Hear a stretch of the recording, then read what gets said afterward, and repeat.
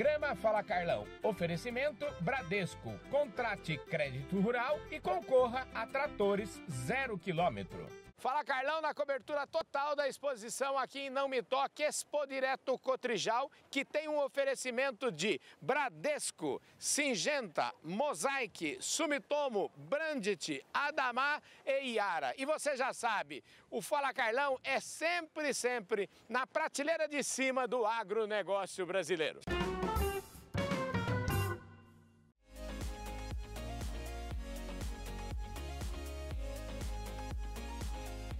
A gente estava morrendo de saudade, tenho falado aí nas minhas entrevistas que eu gravei nesses 2 dias, que é uma saudade muito grande. Agora, o Brasil precisa de gente como você, que teve coragem. Nós estamos falando aqui agora já, depois de, eu no meu caso, depois de 3 doses de vacina, depois de ter pego Covid, depois de estar tranquilão, mas você já em setembro, eu sei que você já começou a preparar. Você é um homem, é um agricultor, sobretudo, e muito otimista, né? Carlão, assim, ó... Um ano sem exposição pela pandemia, nós nos começamos a preparar em setembro do ano passado, ainda num pico novamente, mas nós tínhamos convicção e certeza, vamos fazer a Expo Direto. E aí fomos atrás, conversamos com os expositores, todos eles se prontificaram a participar. Estamos na Expo Direto com 545 expositores, faltando espaço para mais 150 empresas que podiam estar aqui, não temos espaço. Convidamos as autoridades, organizamos com as instituições financeiras e fizemos um projeto e um parque maravilhoso, porque a referência nossa é atender o visitante com cordialidade, com alegria, dar condições aos expositores a apresentar seus produtos da mais alta qualificação tecnológica que existe no mundo. E aqui nós temos também, nesse parque, discussões importantes para o agronegócio. Olha, deixa eu te falar, vocês que não perdem nenhum Fala Carlão, acho que vocês já ouviram falar essa história, mas sempre vale a pena repetir. A gente está falando aqui, ó, a Expo Direto Cotrijal 2022, são 22 anos de feira, isso desde o ano 2000? 2000. Começou 2021, não teve, então, lá, esse ano é a 22ª Expo Direto. Agora é o seguinte, eu queria que você contasse essa história, porque é muito interessante, e o Ney contou uma história para mim, que ele foi fazer a propaganda lá da primeira feira, quando eles estavam pensando em imaginar, fazer a primeira feira, eles foram no Japão para divulgar a feira, e aí chegando lá no Japão, disse que estava lá numa cerimônia, um monte de gente, aquele monte de empresário, e de repente perguntaram para ele, mas e aí, Não Me Toque, tem aeroporto lá? E como é que foi a sua resposta? Foi na lata, né? Não, Carlão, a gente visitou vários países do mundo para mostrar o que era a Expo Direto, convidando, sempre com intérprete, é lógico. Né? E aí nós estávamos lá no Japão com um empresário japonês, com o embaixador brasileiro no Japão, com o intérprete. E aí eu vendendo a Expo Direto, falando da Expo Direto e contando, daí um japonês, não sei qual é deles, porque são tudo igual, não me lembro quem perguntou, né? Ele perguntou assim, e se Não Me Toque tinha aeroporto, né? E eu na hora eu digo, se eu disser que tem, eu estou mentindo. Se eu dizer que não tem, eles não vêm, né? Eu vou dizer, não, temos sim, só que fica a 60 quilômetros do centro de Não Me Toque, né? Daí os traduziram lá, não tem problema, aqui é 70, 80 quilômetros, nosso aeroporto é Passo Fundo, né? Esse cara, olha, esse é... E aí veio todo mundo, né? Presença de espírito total, hein? O cara tem que estar com a faísca ligada, né, Carlão? Eu tive a satisfação de estar presente no dia do lançamento do Insperagro Global lá em São Paulo. E quando você lançou o Instituto para, enfim, refletir um pouquinho, e você naquela época já falava, vamos dizer assim, da mudança geopolítica, da mudança que estava acontecendo, e você é vamos dizer assim, como o Ney falou, você é um profundo conhecedor, especialmente, do mundo inteiro, mas especialmente da Ásia. Aquilo que você falava lá atrás está sendo sempre muita realidade nós estamos vivendo, né? Bom, eu acho que de 2019, quando a gente lançou para cá, a gente tem um monte de fatos novos, né? Tivemos uma pandemia que ninguém esperava, tivemos guerra comercial, tivemos agora toda essa questão da Rússia e da Ucrânia, que foi o tema exatamente da palestra de hoje, como é que isso impacta os nossos mercados de trigo, de milho, de fertilizantes, né? Tem muita coisa acontecendo, a China, uma eventual aliança da China com a Rússia que está acontecendo. Então, basicamente, esses são, acho que, esses assuntos que interessam ao nosso agronegócio, né? A gente está no mundo, não tem setor aqui no Brasil que está mais no mundo do que o agro. E o mundo está numa fase muito turbulenta, né?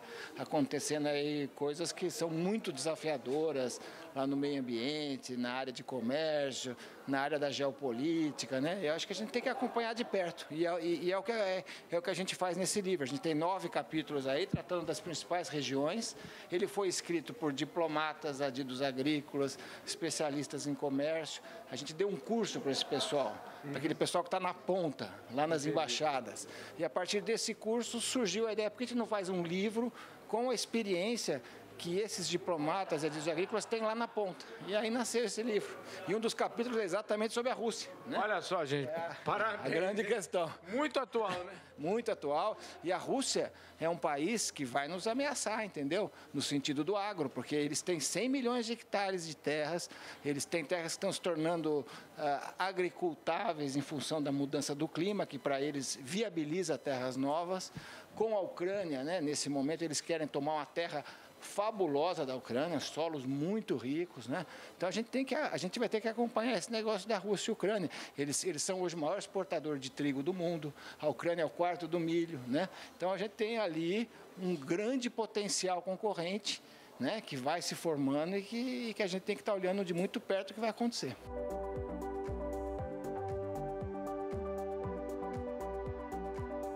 Vocês estão preparando essa feira aqui, presencial, desde setembro, por aí, eu imagino que vocês estão trabalhando nisso, né? Vocês são como os agricultores, sempre muito otimistas, né? Exatamente. Em setembro, quando a gente falava em fazer feira, todo mundo nos chamava de louco, né? A pandemia estava pegando ainda, muitos casos até aumento de casos, mas a gente sempre acreditou, foi otimista que daria para fazer ela de forma presencial e o mais importante que nesse momento ela está sendo realizada e mais do que isso, a pandemia também, né? Está em declínio de casos, de mortes, enfim, trazendo esse otimismo para as pessoas estarem presentes no parque. E hoje, segunda-feira, nós já estamos registrando, em comparação a outras segundas-feiras, de outras feiras, número igual ou até superior de visitantes. E tá muito bonito, né? A feira, vocês também encomendaram certinho, né? Falaram com São Pedro, choveu ontem à noite, eu estava aqui ontem já, choveu praticamente a noite toda e agricultor gosta de chuva, né, rapaz? Não tenha dúvida, ainda mais nesse ano, né, Carlão? Continuamos precisando de chuva. É bem verdade que os últimos 20 dias a situação deu uma melhorada, choveu um pouco melhor na região, mas ainda algumas regiões com muita necessidade hídrica ainda, né, muita chuva. É bem verdade que uma parte da chuva que está vindo não vai fazer frente àquelas primeiras áreas plantadas, mas o agricultor sempre vai gostar de chuva e a chuva é importante para essas últimas áreas que foram plantadas para minimizar as perdas que são severas esse ano aqui no Rio Grande do Sul. Pois é, mas o importante é que o pessoal da agricultura é um pessoal que não está pensando nem amanhã e nem depois de amanhã. Geralmente o pessoal da agricultura está pensando no depois do ano que vem.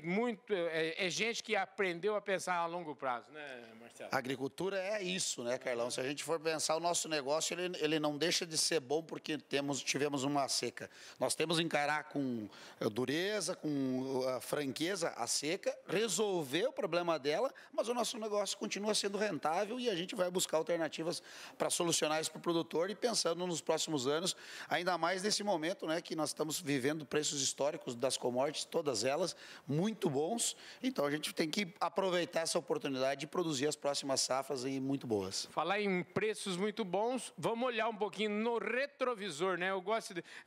Nós estamos falando com o CFO aqui, mês de março e tal. Mês de março geralmente é quando o povo já fala dos resultados do ano passado. Como é que foram os resultados aí? Você deu muito boas notícias para os associados aqui ou não? O nosso presidente teve bons momentos aí com o nosso associado, mais de 50 municípios que a gente visitou. E falando sobre o nosso resultado, a gente cresceu 75% no ano passado. O resultado na última linha, mais de 4% de margem, né? Sobras de balanço para o produtor históricas, nunca tinham recebido um volume tão grande. 100% dessas sobras creditada na conta do produtor, para o produtor fazer o que ele quiser com esse dinheiro. Então, as notícias foram muito boas esse último ano para o produtor, né? As safras foram muito boas no ano passado e trouxeram esse resultado muito bom para a cooperativa e, por sua vez, para os associados da nossa Cotrijal.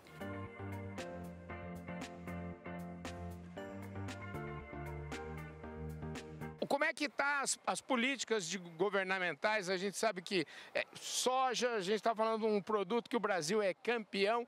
E você também, para produzir energia, você chega a concorrer com a agricultura ou é subproduto? Explica um pouquinho para nós como é que é isso. Nós, na verdade, não somos concorrentes da agricultura, muito pelo contrário. Esses dias eu estava em Brasília com a ministra Tereza, o ministro Tarcísio, estava uma equipe grande da frente parlamentar e eu tive a oportunidade de dizer que se eu fosse produtor de soja hoje, eu usaria uma camiseta assim, tipo essa que você tem aqui, ó, Farla Carlão, escrito assim, eu amo o biocombustível. Porque se no mundo hoje nós não produzíssemos biodiesel, nós não teríamos a rentabilidade que o agricultor tem hoje, porque aí ele não teria o complemento da energia. Então nós somos muito importantes para complementar. Por exemplo, Estados Unidos, que é o nosso grande player de biocombustível, usa milho para etanol, soja para biodiesel. Brasil usa cana para etanol, usa agora muito milho para etanol e usa também a soja para biocombustível. Então nós ajudamos a melhorar a renda do produtor. Não somos nada concorrente, nós somos parceiros. No nosso caso, aqui da BS Bios, nós compramos 40% de toda a matéria-prima da agricultura familiar. Então a Cotrijal, as cooperativas da região são nossos fornecedores de matéria-prima, vinda da agricultura familiar. Nós pagamos um bônus sobre o preço da soja e ainda ajudamos a pagar a assistência técnica. Então o biocombustível hoje ele é muito bom para a agricultura brasileira. E na ponta, qual que é o consumo de biodiesel hoje? Está aumentando? O consumo é misturado ao diesel, então todo o diesel do Brasil tem 10%, deveria estar 14% nesse momento. Uma medida do CNPR reduziu a mistura em função de preço. A gente entende que o governo quer reduzir preço, a gente está vendo aí a escalada do petróleo, né, agora em função do conflito Ucrânia-Rússia, porém, é muito difícil controlar commodities. Nós do biocombustível no Brasil, o biodiesel e o etanol, nós temos preço de mercado, né? E o diesel no Brasil a gente sabe que não é bem o preço de mercado, às vezes tem, às vezes não tem. Então isso acaba tendo um pouco de custo maior do biocombustível. Porém, Carlão, uma coisa importante, e aqui quero olhar bem para a câmera para falar quem está nos ouvindo. O biodiesel não é diesel. Nós somos verde, nós somos produzidos pelos agricultores, a nossa matéria-prima, e nós reduzimos no mínimo 70% de emissão de gás de efeito estufa. Eu estive em Glasgow, na COP26, representando o setor e pude falar com muita gente que reconhece que o biocombustível é fundamental para o Brasil atingir as metas de redução de gás de efeito estufa. Mas vamos falar de coisa boa. O que você está imaginando que vem aí quando essa fase virar? E a única coisa que a gente sabe é que ela vai virar e ela vai chegar. Sempre tem aquela história que depois da tempestade vem a bonança. Aí é o que estamos esperando aí. O grande problema nosso foi aqui no sul, essa seca matou milho, matou soja, matou produção de tudo. E o milho hoje está sendo disputado que nem mulher bonita. E aí a coisa fica feia, né? O cara que tem mais dinheiro sobrevive, o cara que não tem muito não vai conseguir fazer nada. E como é que anda a Casca? Casca é uma cidadezinha muito rica, muito produtiva, né? É uma cidade que tem que vir gente de fora para trabalhar lá, porque não tem desemprego nenhum. Não há nenhum desemprego. Estamos disputando funcionário à tapa lá. É assim que funciona. Ô, coisa boa, hein? Falando em funcionário à tapa, eu quero mandar um abraço para o Marcos Abreu, lá da Employer. A Employer, ela trabalha com trabalho temporário. E ela tem ajudado muita gente de trabalho em temporário, a pessoa ganha o pão e ganha a vida dela fazendo isso, né? É impressionante. Isso aí realmente é uma coisas novas, né, que vão aparecendo e que a gente tem que ir adotando. É isso aí. É isso aí, gente. Esse foi mais um Fala Carlão, sempre na prateleira de cima do agronegócio brasileiro. Valeu!